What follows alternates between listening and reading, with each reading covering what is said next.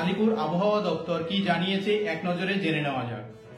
আজকে আমাদের ডিপার্টমেন্ট থেকে আপনার এক্সটেন্ডেড রেঞ্জ প্রেডিকশন বেরিয়েছে, বুঝতে পেরেছেন তো?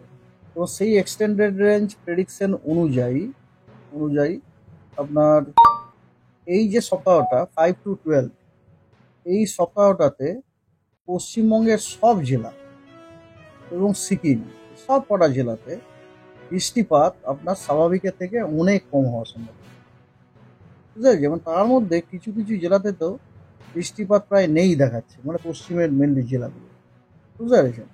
তো সেই এবং যেহেতু দক্ষিণবঙ্গের সবকটা জেলাতে এখন এই মুহূর্তে সাদার্লি উইন্ড আমরা পাচ্ছি না, আমরা পাচ্ছি actually north westerly and westerly wind. এই জন্যে instead of south easterly wind আর সাদার্লি, এই জন্যে এই মুহূর্তে মনসুনকে আমাদের দক্ষিণবঙ্গে আনা সম্ভব হয়নি। তো যখনই ফেভারেবল সিচুয়েশন হবে আপনাদের আমরা জানাবো। তো আপনি 12 তারিখ অব্দি বলছেন, মানে যে নির্ধারিত সময় সেই সময়ের মধ্যেও ঢোকার চান্স কম না,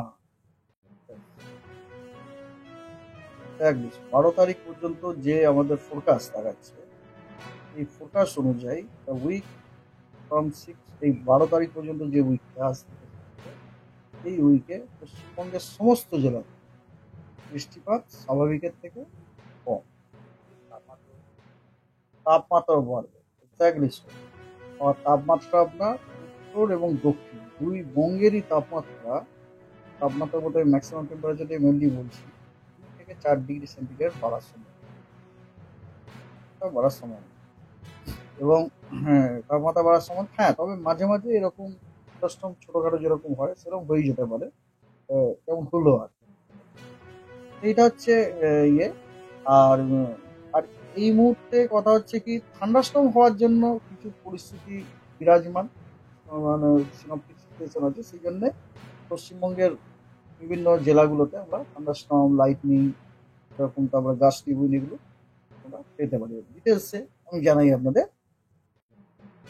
এটা হচ্ছে যেমন ধরুন আজকে পশ্চিমবঙ্গের প্রায় সব জেলাতেই অনলি হালকা বৃষ্টিপাত 2-1 জায়গায় বিক্ষিপ্তভাবে হওয়ার সম্ভাবনা আছে, এক্সেপ্ট একদম উত্তরের 5টা জেলা, ওই জেলাতে খালি দ্যাট অলসো স্ক্যাটার্ড রেন। 7 তারিখে একই রকম অবস্থা, বরং 7 তারিখে আপনি বলতে পারেন দক্ষিণবঙ্গের বেশ কিছু জেলাতে শুষ্ক থাকার সম্ভাবনা আছে। সেই জেলাগুলো হচ্ছে আপনার মেনলি সব পশ্চিমের জেলায়, বুঝলেন? যেমন পশ্চিম বর্ধমান, পুরুলিয়া, ঝাড়গ্রাম, পশ্চিম মেদিনীপুর, বাঁকুড়া। তো পূর্বর দিকে বা সেন্ট্রাল যদি বলেন তাহলে পূর্ব বর্ধমান ও হাওড়া, হুগলি, কলকাতা, এই জেলাগুলোতে বৃষ্টির কোনো সম্ভাবনা নেই। ঠিক আছে? 7 তারিখে এই জেলাগুলো মোটামুটি শুষ্ক থাকারই সম্ভাবনা বেশি। এই জেলাগুলো বাদ দিয়ে দক্ষিণবঙ্গের যে জেলাগুলো আছে সেগুলোতে বিক্ষিপ্তভাবে 2-1 জায়গায় হালকা বৃষ্টি হতে পারে। ঠিক আছে? ওর কোনো বিরাট কিছু প্রভাব পড়বে না, জাস্ট বৃষ্টি হবে ওইটুকুই আর।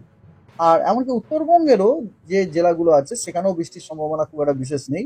একদম উত্তরে যে 5টা জেলা আছে সেখানে স্ক্যাটার্ড রেনফল, কিছু কিছু জায়গায় বৃষ্টি পাওয়া যেতে পারে, এবং বাকি জেলাগুলোতে আইসোলেটেড রেনফল হওয়ার সম্ভাবনা।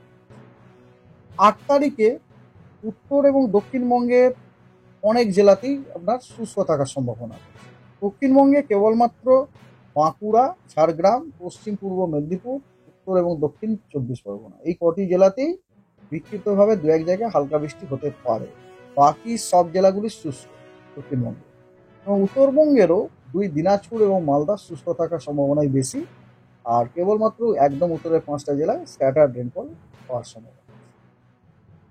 9 তারিখেও আপনার দক্ষিণবঙ্গের অনেক জেলার শুষ্ক থাকার সম্ভাবনা আছে, সেগুলো হচ্ছে বর্ধমান, হুগলি, হাওড়া, কলকাতা, পুরুলিয়া, বাঁকুড়া এবং ঝাড়গ্রাম, এই জেলাগুলো প্রধানত শুষ্ক থাকবে। উত্তরবঙ্গেরও উত্তর, দক্ষিণ দিনাজপুর এবং মালদা শুষ্ক থাকার সম্ভাবনা আছে। দক্ষিণবঙ্গের বাকি জেলাগুলোতে হালকা মাঝারি বৃষ্টি বিক্ষিপ্তভাবে 2-1 জায়গায় হতে পারে, এবং উত্তরবঙ্গের বাকি 5টা জেলা একদম উত্তরে সেখানে স্ক্যাটার্ড রেনফল হওয়ার সম্ভাবনা। 9 তারিখ।